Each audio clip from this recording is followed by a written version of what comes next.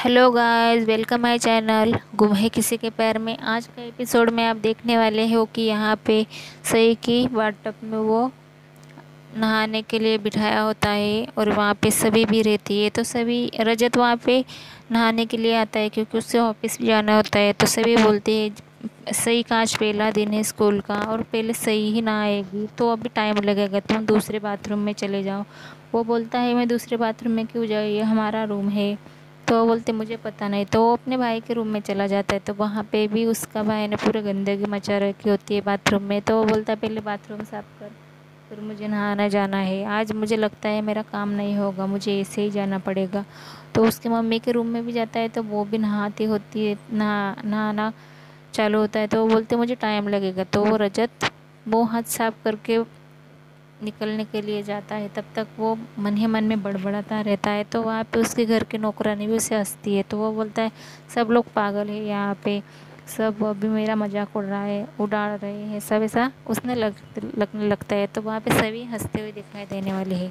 यहाँ पे रजत जब नीचे आता है तब सब डाइनिंग टेबल पर बैठे हुए थे नाश्ता के लिए। तो उसकी मम्मी बोलती है कि रजत ऐसे मत जा, चलो खाना खा के जा, नाश्ता ब्रेकफास्ट कर लो थोड़ा। तो उसकी बहन उसकी तरफ बढ़ती है, प्लेट लेके जाती है, ये लो भैया ये खा लो, ऐसे बोलते उसे ब्रेकफास्ट करने के लिए बोलता है। और यहाँ पे उसके पापा आते उसके सामने, वो बोलता है कि तूने कल क्या किया। तो उसे लगता है कि सभी ने सब कुछ घर में बताया। तो उसके पापा बोलते सभी ने मुझे कुछ भी नहीं बताया, वो बेचारी तो घर आ गई थी। तो उसे बोलता है कि तुम्हारी जिम्मेदारी नहीं थी क्या उसे घर पे लेके आने की, ऐसे कैसे चला गया तो तू उसे छोड़ के। और क्या हुआ था वहाँ पे कि तूने वहाँ से दही हांडी का कार्यक्रम छोड़ के तू वहाँ से निकल गया और कुछ बताया भी नहीं। तो वो बता नहीं पाता और सिर्फ सभी की तरफ बोलता है, देखता है और इशारा करता है। तो सभी उसे नहीं बोलती मैंने कुछ भी नहीं बताया। और उसके मम्मी उसकी फैमिली वाले सब उसकी तरफ देखने लगते हैं। तो वो बता नहीं पाता। तो वो बोलता है कि सभी डिपेंडेंट है, उसे किसी की ज़रूरत नहीं। और एक टीचर भी है तो उसे सब मालूम है कहाँ क्या करना है, और मैं ये नहीं कर सकता, मुझे टाइम नहीं रहता इतना, ऐसा बोल देता है बस। फिर वो ऑफिस निकलता है तो उसे उसकी बेटी की याद आती है कि उसको हर बर्थडे पर वो ग्रीटिंग कार्ड देती है और कार्ड में आई लव यू पापा और ऐसा थोड़ा थोड़ा बात लिखा हुआ होता है। और वो बोलती है कि मैं हर बर्थडे पे आप पे यही गिफ्ट दूंगी, ऐसे उसे याद आता है। तो वहाँ पे लॉयर होता है क्योंकि सही की कस्टडी के लिए बुलाया होता है। तो लॉयर बोलता है कि ये कस्टडी हमें किसी भी हालत में जीतनी है और आकांक्षा अच्छी माँ नहीं बन सकती, मतलब वो बता देता है। तो वो बोलता है कि हम ये कस्टडी घुमा नहीं सकते, मतलब आकांक्षा को फिर से उसकी बेटी नहीं दे सकते। तो वो उसे पूछने लगता है एडवोकेट की कि तुम्हें क्या प्रॉब्लम है, तुम ऐसे कैसे कर रहे हो। तो वो बोलता है तुम्हें जितना बोला उतना बोलो, हमारा पर्सनल मैटर में ज़्यादा मत पड़ो, क्योंकि उसको अंश की बात बहुत सताती हुई दिखाई देने वाली है। उसे उसकी बात ही दिमाग में आ जाती है कि उसने जब वो बात बोली थी तो उसे लगता है कि सही उन दोनों की बेटी है, इसकी बेटी नहीं है। और आगे जाके आप ये देखोगे कि यहाँ पे सही सही को लेके उसके मम्मी के घर में जा रहे हैं ईशा के पास। तो वो सब घर में बैठे हुए होते हैं। तो वो सही वहाँ पे डोर बेल बजाती हुई दिखाई देगी तो सबके सब निकल आते कि कौन बदतमीज है। तो उन लोगों को वो दिखाई देते तो सब हंस पड़ते हैं। तो यही है वो भाग्यश्री की नातन है क्या, उसी उसी पे गई है वही, वो भी एक बेल में नहीं रुकती, बहुत बेल बजाती है। ऐसे सब हंस पड़ते हैं। और वहाँ पे आगे जाके आप देखोगे कि उन दोनों में अनबन चलती है और दोनों झगड़े भी करते हैं, मीठी मीठी सी बातें करती है और बोलती है मैं अभी ससुराल में नहीं हूँ, मैं मेरी मम्मी के घर है, तो मुझे पानी पिलाओ कोई।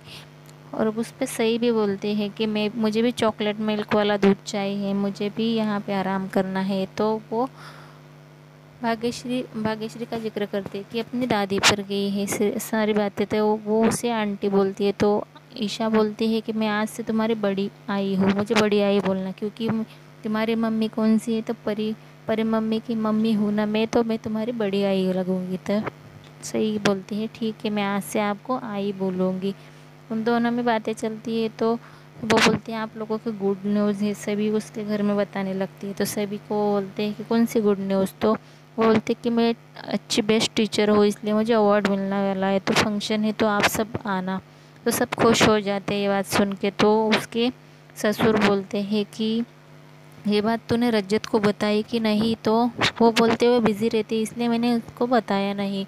तो उसकी पापा उसे बोल रहे कि अभी के अभी हमारे सामने ही उसको कॉल लगा और बता दो और हम सब आएंगे, ऐसे बोल के वो बोलती है अभी नहीं, बाद में लगाऊंगी। उसे पता होता है उन दोनों में झगड़ा चलता रहता है, तो वो कॉल करती है। तो रजत से वो कॉल करते समय उस तरफ उन लोगों की मीटिंग भी चालू होती है, तो मीटिंग में सब लोग खड़े हुए होते हैं उसके सामने, तभी वो कॉल कर देती है। सभी जब कॉल लगाती है तब वो कॉल उठाता है रजत, और सभी उसे बोलती है कि क्या कर रहे हो? तो वो बोलती है कुछ बताना होगा तो जल्दी जल्दी बताओ, क्या बात है, मुझे जल्द से जल्दी बताओ, मुझे काम है। और वो बोलती है कि काम के लिए ही कॉल किया हूँ मैंने। ऐसे सभी रजत को बोलती है कि शक्कर साहब आप क्या कर रहे हो? तो ये रजत परेशान होता है कि आज इतनी मीठी बातें क्यों बोल रहे हो, क्या हुआ है, तुम्हारा दिमाग ठिकाने पे है कि नहीं, ऐसा उसे बोलने लगता है। तो रजत उसे बोलता है इमरजेंसी जो भी बात होगी वो प्लीज़ मुझे बता दो, और कुछ होगा तो मैं नहीं आ सकता। तो वो बोलती है कि मुझे अवार्ड मिलने वाला है बेस्ट टीचर का, तो इसलिए तुम्हें आना है और वहाँ पहुँच ही जाना है। तो वो बोलता है मैं नहीं आ सकता और मुझे ऐसे बातों पे कोई इंटरेस्ट नहीं है, और तुम्हें कौन है और जो पागल हो कि तुम्हें वो अवार्ड दे रहा है, ऐसा उसे चिढ़ाता है। और सबके सामने उसे गिल्टी फील होता है, तो उन लोगों को बोलता है कि तुम्हारा यहाँ पे क्या है, अभी जाओ, आपने मीटिंग का डील तो पूरा ख़राब कर दिया, ऐसा कोई काम ही नहीं छोड़ा। और सभी ये सब सुनती रहती है, तो सभी बोलती है कि तुम्हें हमारे यहाँ आना ही होगा। तो घर वाले उसकी तरफ देखते हैं, ईशा, उसके पापा, फैमिली वाले उसकी तरफ देखते हैं, तो वो हंस के बातें करती है। गुस्सा तो बहुत आता है उसे, वो बोलते मेरे मम्मी पापा सामने होते ना, अभी तो मैं बहुत सुना देती। तो वो बोलते क्या सुना देती क्या नहीं, ऐसा दोनों में बातें चलती है, लेकिन इशारा इशारा में।